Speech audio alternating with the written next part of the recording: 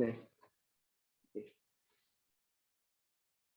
halo teman-teman, Assalamualaikum warahmatullahi wabarakatuh. Di sini kami dari kelompok 6 mata kuliah manajemen pemasaran lanjutan kelas D. Di sini kami akan mempresentasikan nih terkait dengan pasar konsumen dan pasar bisnis. Oh iya, kami sendiri ini diampu oleh Profesor Dr. Dia Juli Setiarini, MSI. Di sini pasti teman-teman tahu dong apa itu pasar dan kenapa sih? Dan kenapa kira-kira pasar konsumen dan pasar bisnis ini harus kita pahami agar ya ke depannya di mata kuliah ini atau mungkin ketika kita akan menjadi manajer di masa depan, kita bisa tahu menentukan strategi sesuai dengan pasar yang kita masuki. Pertama-tama kita harus tahu nih apa definisi dari pasar. Pasar sendiri merupakan tempat bertemunya antara penjual dan pembeli. Di situ terjadi transaksi yang bisa disebut transaksi jual beli dan di situ terjadi pertukaran antara supply dan demand. Dan kemudian di sini kita membahas terkait dengan manajemen pemasaran kan, maka di situ akan ada hubungan terkait dengan pasar konsumen dan pasar bisnis dalam mata kuliah manajemen pemasaran.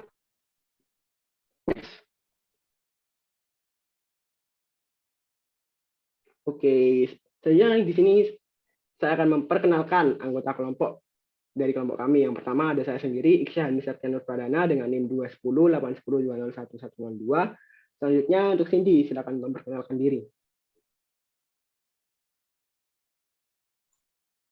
Baik, saya Cindy Dwi Lestari dengan NIM 2108102011107. Baik, untuk Baik, Merisa. yang selanjutnya yaitu saya Merisa Indriani dengan NIM 2108102011108. Oke, itu tadi anggota kelompok dari kelompok kami. Next, bisa di next, Mbak. Nah, di sini kita akan membahas terkait daftar isi nih, atau table of content. Pertama, kita akan membahas terkait dengan pasar konsumen, kedua ada pasar bisnis, kemudian ada perbandingan konsep dan teori antara pasar konsumen dan pasar bisnis.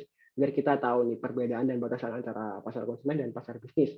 Next, kita akan membahas terkait faktor-faktor yang mempengaruhi dari pasar konsumen dan pasar bisnis.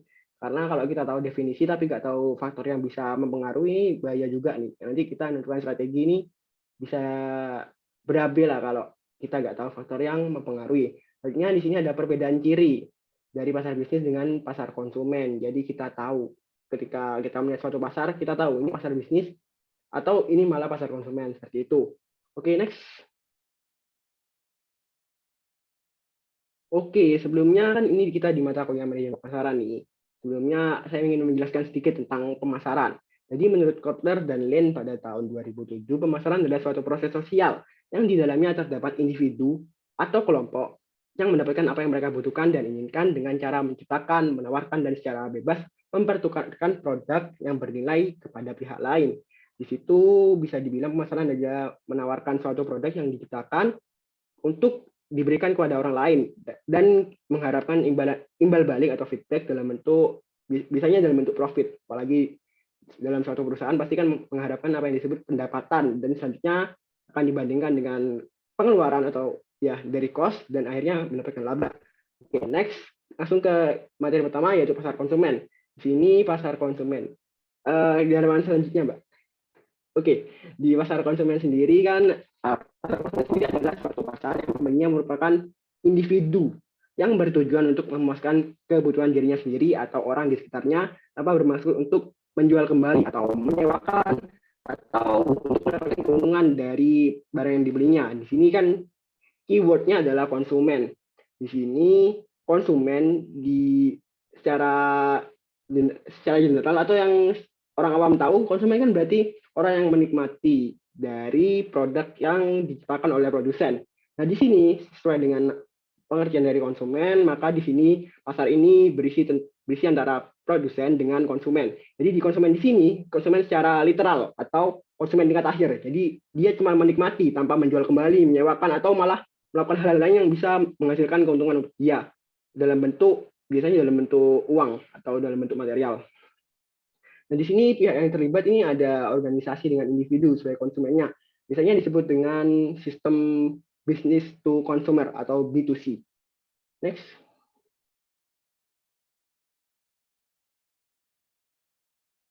Nah, proses pembelian pada pasar konsumen. Di sini proses pembelian oleh konsumen biasanya melewati berbagai tahapan. biasanya nih diawali dengan adanya masalah yang berupa kebutuhan terhadap suatu produk. Misalkan ini Mbak Cindy tiba-tiba merasa butuh baju baru atau malah butuh WiFi. Itu kan di situ ada suatu masalah nih, WiFi di rumah dia lemot, jadi dia butuh WiFi baru.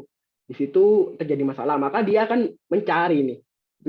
Dan bisa dibilang ini ada di sini ada tertulis rangsangan internal maupun eksternal. Nah, dari WiFi sendiri itu merupakan rangsangan internal. Kenapa? Karena itu kebutuhan dia secara internal, bukan dari tiba-tiba misalkan ada mas-mas WiFi nawarin WiFi ke Mbak Cindy dan Mbak Cindy merasa, wah, iya, kayaknya menarik ini tawaran dari Mbak Mas apa Mas IndiHome. Mas IndiHome ya. Itu rangsangan secara eksternal. Kalau internal berasal dari dirinya sendiri, yaitu WiFi-nya lemot. Jadi di situ. Dan dengan Mbak Cindy mencari informasi, misalkan tadi dari rangsangan internal, dari informasi terkait merek-merek yang ada di pasar yang menyediakan produk yang dibutuhkan, WiFi. Di sini kan di pasar ada berbagai merek, ada Biznet, ada IndiHome, ada ada sebagainya. Di situ kan Mbak Cindy tentu membandingkan antara berbagai produk tersebut, mana yang bisa memberikan kepuasan yang lebih dan bisa memberikan memberikan feedback atau hal positif yang diinginkan oleh Mbak Cindy. Nah, kemudian di situ Mbak Cindy bakal mengevaluasi nih alternatif produk yang mungkin dapat dibeli, dievaluasi, dipikirkan kembali, dikaji lah secara matang agar dia tidak menyesal ketika suatu membeli. Nah, puncaknya ketika Mbak Cindy memutuskan untuk membayar uang kepada, misalkan Mbak Cindy memutuskan untuk beli Biznet karena merasa layanan pasca pembeliannya juga bagus, terus customer service-nya bagus gitu. Dari situ ini puncaknya, yaitu terjadi keputusan dari pembelian tersebut. Oke, next.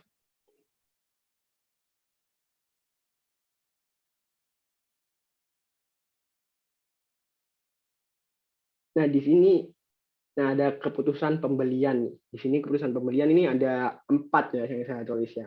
Di sini ada keputusan pembelian yang rumit, ada perilaku pembelian pengurang ketidaknyamanan, ada perilaku pembelian yang mencari variasi, dan perilaku pembelian karena kebiasaan. Nah, sebelum masuk, saya ingin ngasih info nih terkait dengan pasar konsumen ini biasanya diisi oleh 3 sektor utama, yaitu FMCG atau Fast Moving Consumer Goods, atau ya biasanya ini makanan dalam bentuk makanan, dan ada consumer durables dan ada consumer non durables.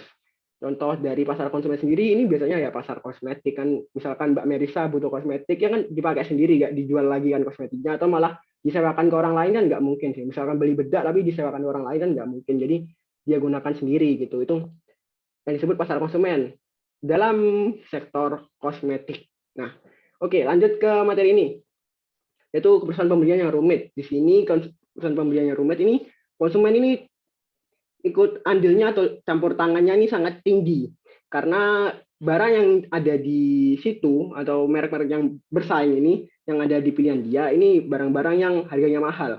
Misalkan Mas Dava pengen beli mobilnya ini banyak, ada Stargazer, ada Pajero, ada kan itu mahal sih. Nggak mungkin beli itu juga ya harus mikir-mikir lah cara sertifikasi dan harga juga. Nah di situ kan dia campur tangannya sangat tinggi dari keputusan tersebut, dan juga bisa dibilang jarang dibeli, kecuali mungkin di masa depan Mas Dava ini udah jadi miliarder gitu, jadi mungkin nggak terlalu mikir panjang lah terkait dengan keputusan pembelian mobil itu. Dan ini juga terjadi pada barang-barang yang beresiko atau mengekspresikan diri mereka. Misalkan Mas Dava ini suka beli mobil antik lah, di situ kan banyak mobil antik, dan juga padahal dia juga butuh mobil MPV atau mobil keluarga. Itu kan perusahaan pembeliannya rumit. Yang satu memberikan ekspresi dirinya dia karena dia penyuka mobil antik, yang satunya memenuhi kebutuhan keluarga dia. Itu maka terjadi suatu keputusan pembelian yang rumit.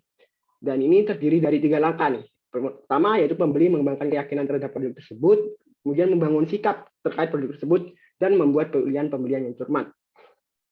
Next, perilaku pembelian pengurang ketidaknyamanan. Di sini ketika konsumen sangat terlibat dalam keputusan pembelian, tapi konsumen tersebut melihat hanya ada sedikit perbedaan di antara berbagai merek. Di sini dia membutuhkan berbagai informasi yang ada di pasar, merek-merek yang ada di pasar, tapi ia akan mengambil keputusan ini dengan cepat ya, selama dari keputusan pembelian yang rumit. Karena mungkin adanya kepekaan konsumen terkait dengan harga. Misalkan dari mobil tadi ada mobil Pajero dan Ayla, harganya lebih murah Ayla. Karena duitnya ada di Ayla, jadi belinya di Ayla aja, karena di situ nggak perlu dibanding-bandingkan lah, tidak dibanding kayak gitu. Terus pada tipe ini melakukan pembelian terhadap suatu merek ini secara berulang-ulang. Ini menimbulkan suatu konsumen yang loyal. Tapi kalau mobil mungkin tadi salah kasus ya. Secara loyal ini mungkin pada merek-merek sepatu atau apa yang bisa digunakan berkali-kali gitu. Yang akhirnya sering dipakai berkali-kali karena udah nyaman. Next, di perilaku pembelian yang mencari variasi. Di sini kondisi ini ditandai dengan rendahnya keterlibatan konsumen. Kalau ada perbedaan merek yang signifikan, konsumen akan sering melakukan merek peralihan merek. Misalkan dari saya sendiri pengen beli jajan nih, kan nggak mungkin saya beli jajan Citos mulu. Pasti sekali-kali saya pengen variasi baru lah, karena bosen cuma jajan kan harganya juga bisa dibilang murah lah. Di situ saya juga pengen ada experience baru nih, misalkan dari rasa, pengen beli Momogi rasa coklat, besoknya ganti rasa kopi, kan bosan juga kalau nyoba satu doang. Pengen ada pengalaman baru lah. Dan di situ perubahan antara Citos ke Momogi itu bukan karena saya nggak puas, tapi saya pengen tahu atau pengen dapat experience baru. Next, ada perilaku pembelian karena kebiasaan. Di sini gampangnya, misalkan kalian beli mie instan, kalian nggak kita membandingkan terlalu lama lah kan, biasanya udah fix beli mie instan ya udah, nggak terlalu banyak, pemikiran yang terlalu banyak. Biasanya di sini konsumen membeli produk secara berulang-ulang, tapi bukan karena keloyalan, tapi karena kebiasaan. Ini sering terjadi pada produk yang murah dan sering dibeli. Dan ada teknik yang ada tips buat perusahaan yang bergerak di bidang sektor ini, di produknya ini, yaitu pertama ada mengaitkan produk isu yang menarik dengan keterlibatan dari konsumen. Selanjutnya mengaitkan produk dengan situasi personal yang ada di konsumen, dan kemudian ada perancang iklan yang dapat memicu nilai emosional personal dari konsumen, yaitu merangsang konsumen lah, menggugah perasaan konsumen, dan kemudian ada menambahkan fitur tambahan yang relevan dan dibutuhkan. Misalkan pada saat pandemi, kan pandemi ini butuh vitamin C. Jadi Nutrisari aja sekarang ada vitamin C-nya. Mungkin dari itu ya, ibaratnya gitulah. Namanya nggak ada vitamin C-nya, tapi sekarang dikasih vitamin C. Kenapa? Karena saat pandemi orang-orang butuh vitamin C. Jadi orang-orang merasa untung lah, ada value added, ada tambahan keuntungan ketika beli Nutrisari instead of beli, atau dibandingkan beli yang lain yang mungkin seharga juga tapi nggak ada vitamin C-nya. Di situ bisa merangsang pembeli untuk membeli Nutrisari tersebut. Next, bisa di next.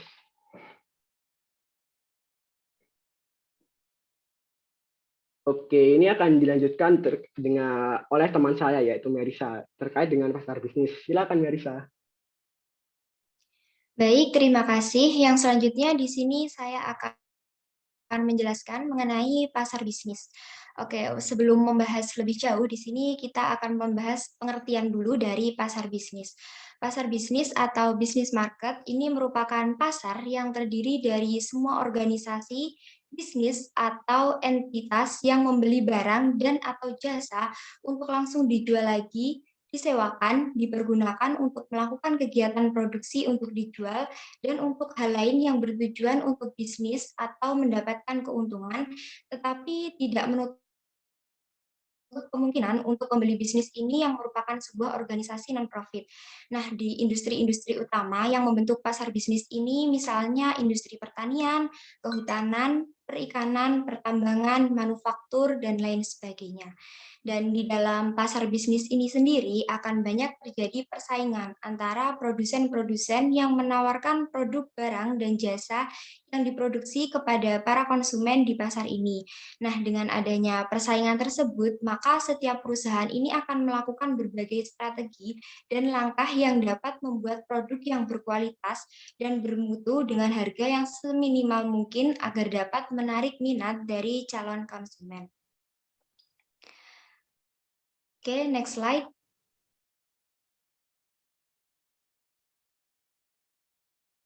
Oke, selanjutnya di sini kita akan membahas mengenai situasi pembelian pasar bisnis. Nah, pembeli pasar bisnis ini harus memikirkan banyak hal sebelum memutuskan untuk melakukan pembelian. Jumlah dari pembelian pun tergantung dari situasi pembelian. Misalnya, dari kompleksitas masalah yang dihadapi, syarat-syarat pembelian, banyaknya orang yang terlibat, dan waktu yang diperlukan. Di sini situasi pembelian ini terbagi menjadi 3.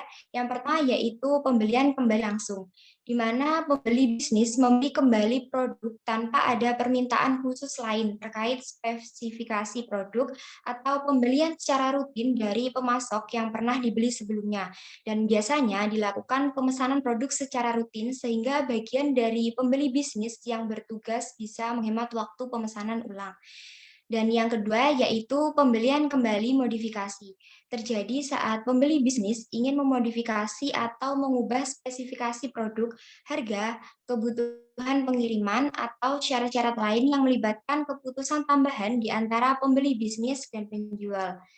Dan selanjutnya yang ketiga yaitu pembelian tugas baru, di mana situasi ketika pembeli bisnis ini membeli produk untuk pertama kalinya.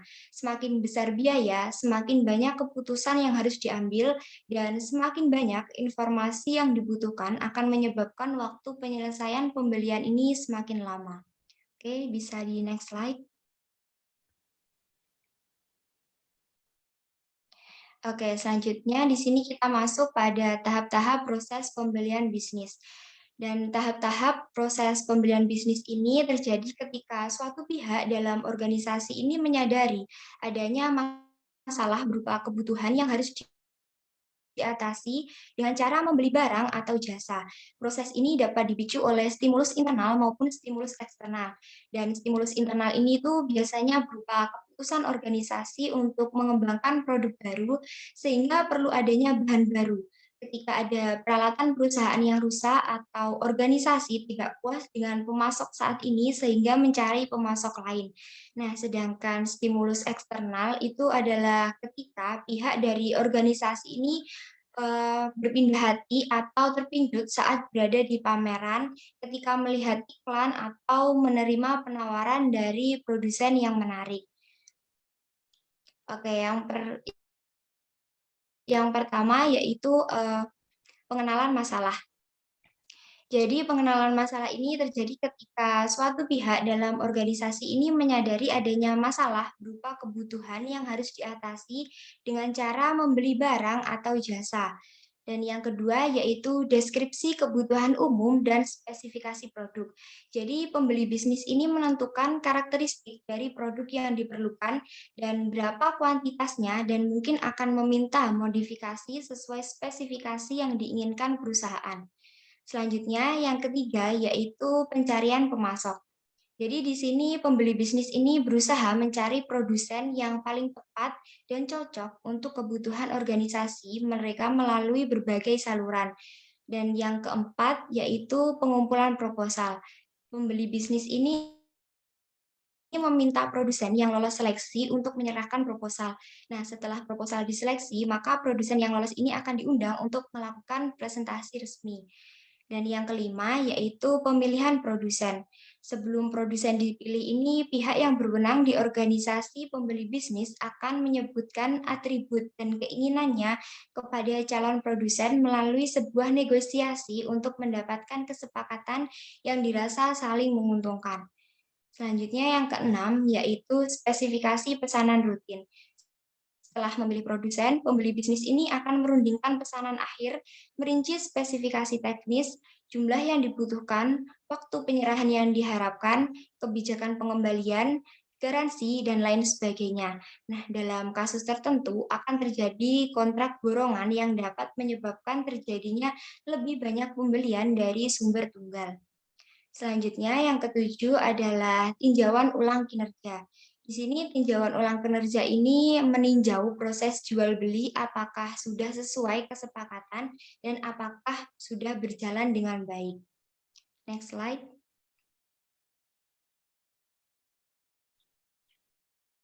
Baik, yang selanjutnya di sini adalah pusat pembelian. Jadi pusat pembelian ini merupakan pihak yang bertanggung jawab untuk memutuskan cara terbaik untuk memperoleh produk yang dibutuhkan. Nah, biasanya dari Departemen Pembelian, Keuangan atau Akuntansi, dan Teknik, serta departemen yang akan menggunakan produk dan juga eksekutif dari organisasi. Anggota pusat pembelian contohnya itu seperti gatekeeper, yaitu pihak yang bertanggung jawab atas tersampaikannya informasi ke anggota pusat pembelian lain. Selanjutnya yang kedua yaitu pengguna atau user, di mana pihak yang paling mungkin untuk menggunakan atau bertanggung jawab terkait penggunaan produk. Selanjutnya yang ketiga yaitu pihak yang memperoleh atau influencer. Jadi pihak yang dapat mempengaruhi keputusan pembelian bisnis, biasanya orang teknis, ini itu disebut dengan pihak yang mempengaruhi atau influencer itu tadi. Selanjutnya yang keempat yaitu pengambil keputusan atau decider, di mana pihak yang akan membuat keputusan akhir. Selanjutnya yang kelima yaitu pembeli atau buyer, di mana pihak yang menegosiasi pembelian bisnis itu sendiri. Dan yang keenam yaitu pemberi persetujuan atau approver, yaitu pihak yang mengotorisasi atau menyetujui tindakan yang diambil oleh buyer atau decider. Oke, selanjutnya next slide. Oke, untuk materi yang selanjutnya ini akan disampaikan oleh rekan saya. Dipersilahkan. Baik, terima kasih. Selanjutnya saya akan menjelaskan yaitu mengenai pembandingan konsep dan teori pasar konsumen dan pasar bisnis. Nah, konsep dari pasar konsumen dan pasar bisnis ini sendiri berbeda, karena pasar konsumen ini adalah transaksi pertukaran barang antara produsen dengan konsumen untuk dikonsumsikan, bukan untuk dijual atau diproses lebih lanjut, dengan kata lain konsumen rumah tangga. Sedangkan konsep dari pasar bisnis ini adalah transaksi pertukaran barang yang terjadi antara satu perusahaan atau organisasi untuk dipergunakan dalam memproduksi produk untuk dijadikan bahan baku produk atau dengan tujuan dijual lagi atau disewakan kepada pihak lain. Nah, selain itu juga ada beberapa hal yang menjadi dasar perbedaan dari pasar konsumen dengan pasar bisnis yang dapat dijadikan pembanding. Di antaranya yaitu yang pertama, kebutuhan bisnis versus keinginan konsumen. Nah, kebanyakan barang atau produk yang konsumen inginkan ini adalah produk yang bahkan mungkin tidak benar-benar menjadi kebutuhan konsumen. Faktor emosional memainkan peran besar dalam keputusan pembelian konsumen. Jadi, pemasaran konsumen berfokus pada bagaimana merangsang perilaku pembelian konsumen melalui pesan persuasif dan investasi media atau promosi untuk menghasilkan permintaan konsumen. Nah, sebaliknya, perusahaan sebagai produsen biasanya siap untuk memberi solusi untuk kebutuhan bahan baku yang diperlukan untuk operasi sehari-hari atau untuk memecahkan masalah bisnis tertentu terkait efisiensi biaya. Nah, selanjutnya yaitu yang kedua adalah kuantitas pelanggan. Jika dibedakan berdasarkan jumlah pelanggannya, pasar bisnis memiliki jumlah pelanggan yang lebih sedikit. Namun, mayoritas pelanggan tersebut melakukan pembelian dalam kapasitas besar. Misalnya yaitu produsen kemasan makanan yang menerima puluhan ribu pesanan plastik atau box makanan meski hanya berasal dari satu pelanggan. Sedangkan di pasar konsumen yang dikutip dari laman Kron, jumlah pelanggannya itu jauh lebih banyak. Meskipun itu, para pelanggan tersebut cenderung melakukan pembelian dalam jumlah yang kecil. Contoh transaksi di pasar konsumen yaitu ketika pelanggan membeli produk kebutuhan sehari-hari untuk digunakan sendiri, bukan untuk dijual kembali, sehingga kuantitasnya lebih sedikit jika dibandingkan dengan transaksi di pasar bisnis. Oke, yang ketiga yaitu tingkat kedekatan dengan pelanggan. Nah, dalam lingkungan pasar konsumen, komunikasi sering berakhir dengan transaksi jarak jauh yang dilakukan melalui toko retail. Perusahaan sebagai produsen jarang melakukan kontak pribadi dengan konsumen. Nah, sebaliknya dalam pasar bisnis, relasi antara pembeli dan penjual sangat dekat. Dalam banyak kasus, penjual atau pemasok mengunjungi pelanggan atau perusahaan secara langsung dan menjalin hubungan bisnis dalam jangka waktu yang panjang. Yang keempat yaitu bentuk produk. Nah, banyak produk dalam pasar bisnis yang memerlukan tingkat penyesuaian teknis dari segi spesifikasi dan requirement yang tinggi untuk keperluan perusahaan. Bahkan, produk sehari-hari seperti mesin untuk faktor produksi. Nah, ini cenderung terlihat rumit dibandingkan produk-produk dalam pasar konsumen, karena kebutuhan perusahaan yang mengharuskan memakai produk atau barang seperti ini. Nah, yang kelima yaitu elastisitas permintaan. Untuk mengetahui perbedaan pasar bisnis dan pasar konsumen bisa juga dilihat dari elastisitas permintaannya. pelanggan individu di pasar konsumen ini seringkali lebih sensitif terhadap perubahan harga. Oleh karena itu, mereka dapat menambah atau mengurangi jumlah pembelian produk atau jasa tertentu jika harganya naik atau turun. Nah, sedangkan di pasar bisnis itu, permintaan akan banyaknya produk atau jasa bersifat inelastis. Maksudnya ini adalah sebuah bisnis biasanya tidak akan menambah atau mengurangi jumlah pembelian produk atau jasa tertentu jika harganya naik maupun turun. Baik, yang terakhir yaitu yang keenam, keputusan pembelian. Nah, jika dilihat dari keputusan pembeliannya, pasar bisnis biasanya membuat keputusan pembelian setelah proses formal yang melibatkan 2 orang atau lebih. Oleh sebab itu, tahap transaksinya dinilai lebih rumit. Di pasar bisnis ini juga seringkali merupakan integrator produk dan layanan, sedangkan pasar konsumen adalah pengguna akhir. Nah, sementara di pasar konsumen itu, keputusan pembelian dapat dilakukan secara individu atau pribadi. Biasanya, pelanggan dapat membuat keputusan pembelian secara langsung di tempat bisnis atau online, dan prosesnya itu lebih informal. Baik, next slide.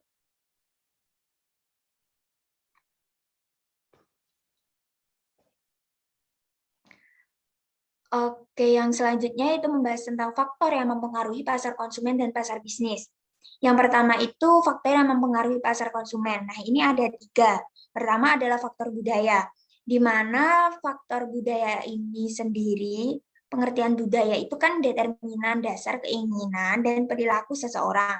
Nah, setiap budaya itu memiliki sub-budaya yang lebih kecil yang memberikan identifikasi yang lebih spesifik. Sub-budayanya dan kelas sosial mempunyai peranan yang sangat penting bagi perilaku pembelian. Nah, contohnya yaitu anak-anak yang dibesarkan di Belanda sangat terpengaruh oleh nilai-nilai prestasi, keberhasilan, aktivitas, efisiensi, kepraktisan, kemajuan, individualisme, kebebasan, humanisme, dan sebagainya. Nah, pada dasarnya, semua manusia itu memiliki stratifikasi sosial atau yang lebih dikenal dengan bentuk kelas sosial, pembagian masyarakat, uang relatif homogen dan permanen, yang tersusun secara hierarkis yang para anggotanya mengandung nilai minat, adat, perilaku serupa. Yang selanjutnya yaitu faktor sosial. Selain faktor budaya, faktor sosial seperti kelompok acuan, keluarga, serta peran sosial dan status mempengaruhi perilaku pembelian. Nah, kelompok acuan itu sendiri adalah semua kelompok yang mempunyai pengaruh langsung atau tidak langsung terhadap sikap atau perilaku orang tersebut.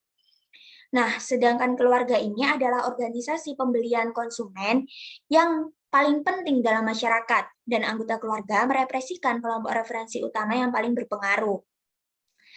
Nah, ada 2 keluarga itu sendiri dalam kehidupan pembeli. Yang pertama itu keluarga orientasi yang terdiri dari orang tua dan saudara kandung.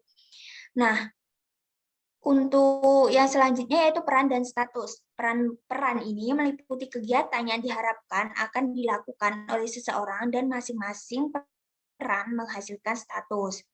Baik, yang selanjutnya yaitu faktor pribadi. Ini ada usia dan tahap siklus hidup, ada pekerjaan dan lingkungan ekonomi, ada kepribadian dan konsep diri, ada gaya hidup dan nilai. Nah, itu yang terakhir. Baik, yang pertama itu yang dibahas adalah usia dan tahap siklus hidup. Nah, di mana konsumsi dibentuk oleh siklus hidup karena orang membeli barang dan jasa yang berbeda-beda sepanjang hidupnya. Oleh karena itu, para pemasar harus beri perhatian yang besar pada hal tersebut. Nah, yang selanjutnya itu pekerjaan dan lingkungan ekonomi. Pekerjaan sangat mempengaruhi pola konsumsi seseorang. Nah, para pemasar berusaha mengidentifikasi kelompok pekerja yang memiliki minat di atas rata-rata terhadap produk dan jasa mereka. Selanjutnya yaitu kepribadian dan konsep diri. Masing-masing orang sangat berbeda yang mempengaruhi perilaku pembeliannya. Nah, di mana kepribadian itu sendiri adalah cara bawaan psikologis manusia yang khas yang menghasilkan tanggapannya relatif konsisten terhadap rangsangan lingkungannya. Selanjutnya yaitu gaya hidup dan nilai. Nah, setiap orang ini sangat berbeda dalam hal gaya hidup dan nilai yang dianutnya. Di mana gaya hidup sendiri itu adalah pola seseorang di dunia yang terungkap pada aktivitas, minat, dan opininya. Nah, para pemasar berusaha mencari hubungan antara produk, merekam, dan kelompok gaya hidup. Sehingga Dengan demikian itu, para pemasar dapat lebih jelas mengarahkan mereknya ke gaya hidup seseorang, dan para pemasar selalu menyingkapkan tren baru dalam gaya hidup konsumen. Baik, yang selanjutnya yaitu faktor yang mempengaruhi pasar bisnis. Yang pertama yaitu faktor lingkungan, di mana para pembeli bisnis memberi perhatian yang besar pada faktor-faktor ekonomi yang sedang berlangsung atau yang diperkirakan, seperti level produksi, investasi, pengeluaran konsumen, dan tingkat suku bunga. Nah, para pembeli bisnis secara aktif memantau perkembangan teknologi, peraturan pemerintah, dan persaingan. Hal-hal yang dapat mempengaruhi faktor lingkungan dalam proses pembelian bisnis diantaranya yaitu tingkat permintaan, ramalan ekonomi, tingkat bunga, dan sebagainya. Yang selanjutnya yaitu faktor organisasi. Setiap organisasi memiliki tujuan, kebijakan, prosedur, struktur, organisasi, dan sistem yang spesifik. Dalam faktor organisasi sendiri terdapat beberapa hal yang dapat mempengaruhi proses pembelian. Antara lain, yang pertama yaitu peningkatan kelas departemen pembelian, yang kedua yaitu peran lintas fungsi, yang ketiga yaitu pembelian terpusat, yang keempat pembelian terdesentralisasi atas barang yang nilainya kecil, yang kelima yaitu pembelian melalui internet. Baik, selanjutnya yaitu faktor individu. Nah, di mana setiap partisipan dalam proses pembelian memiliki motivasi, persepsi, dan preferensi pribadi. Nah, hal-hal ini dipengaruhi oleh umur, penghasilan, pendidikan, dan sebagainya. Pembeli memperlihatkan secara jelas gaya pembelian yang berbeda. Ada pembeli yang tidak mau ambil pusing, ada pembeli yang sangat ahli, dan ada pembeli yang ingin yang terbaik. Baik, untuk selanjutnya yaitu next slide. Nah, di sini pembahasan yang terakhir yaitu perbedaan ciri pasar bisnis dengan pasar konsumen. Nah, pasar bisnis sendiri memiliki beberapa ciri yang sangat berbeda dengan pasar konsumen, yakni sebagai berikut. Yang pertama yaitu pembeli yang lebih sedikit tetapi lebih besar. Nah, ini maksudnya yaitu pemasar bisnis biasanya berhubungan dengan pembeli yang jauh lebih sedikit tetapi jauh lebih besar dibandingkan dengan pemasar konsumen. Yang kedua yaitu hubungan pemasok pelanggan yang erat. Nah, ini karena basis pelanggannya lebih kecil serta pengaruh dan kekuatan pelanggannya lebih besar, maka pemasok sering diharapkan bisa menyesuaikan penawaran merek dengan kebutuhan pelanggan bisnis secara individu. Yang ketiga yaitu pembelian profesional, di mana barang-barang bisnis sering dibeli oleh agen pembelian yang sudah terlatih yang harus mengikuti kebijakan, batasan, dan syarat pembelian organisasi mereka. Yang keempat yaitu pengaruh pembelian berganda. Ini umumnya keputusan pembelian bisnis dipengaruhi lebih banyak orang. Yang kelima yaitu panggilan penjualan berganda. Ini maksudnya yaitu satu studi yang dilakukan McGraw-Hill menemukan bahwa diperlukan 4-4,5 panggilan untuk menutup rata-rata penjualan industri. Yang keenam yaitu permintaan turunan, di mana maksudnya itu permintaan untuk barang bisnis pada dasarnya diturunkan dari permintaan barang konsumen. Yang ketujuh yaitu permintaan inelastis. Nah, total permintaan untuk berbagai barang dan jasa bisnis bersifat inelastis, artinya tidak banyak dipengaruhi oleh perubahan harga. Yang kedelapan yaitu permintaan yang berfluktuasi, yaitu permintaan barang dan jasa bisnis cenderung lebih tidak stabil dibandingkan permintaan barang dan jasa konsumen. Yang kesembilan yaitu pembelian langsung, di mana pembelian langsung ini sering membeli langsung dari produsen dan tidak melalui perantara, terutama barang-barang yang rumit secara teknis atau mahal, yaitu seperti komputer atau pesawat terbang. Nah, yang selanjutnya, next slide.